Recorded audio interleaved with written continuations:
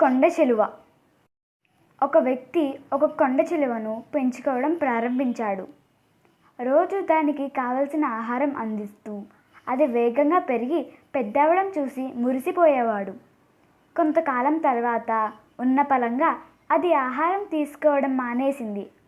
ప్రతిరోజు ఆ కొండ చిలువ అతను బయట నుండి ఇంటికి రాగానే అతని ఒళ్ళంతా చుట్టుకుని తన నోటితో అతని తల మీద ముద్దు పెట్టడానికి ప్రయత్నం చేసేది. ఇంత ప్రేమ వ్యక్తపరుస్తున్న కొండ చిలువ ఆహారం తీసుకోకపోవడం చూసి తట్టుకోలేక అతను డాక్టర్ని తీసుకువచ్చి చూపించాడు. డాక్టర్ ఆ పామును పరీక్షించి అది ఎన్ని రోజుల నుండి భోజనం మానేసింది అని అడిగాడు. ఆ వ్యక్తి దాదాపు 1 వారం రోజుల నుండి ఏమీ తినడం లేదని బాధగా చెప్పాడు.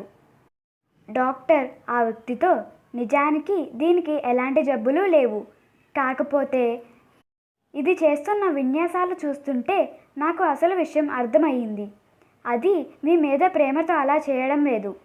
అది ఎన్ని రోజులు ఆహారం తీసుకోకుండా ఉంటే మిమ్మల్ని తినేసి అరిగించుకోగలదో అంచనా వేసుకోవడానికి తిండి తినడం మానేసింది. అది మీ శరీరాన్ని చుట్టుకుంటున్నది ప్రేమతో కాదు, మిమ్మల్ని చంపేందుకు తన శక్తి సరిపోతుందో లేదో చూసుకుంటుంది. మీ తల మీద అది ముద్దు పెట్టడానికి ప్రయత్నం చేయడం లేదు, మీ తల తన నోటికి సరిపోతుందో లేదో అని పరీక్షిస్తోంది అని చెప్పాడతడు.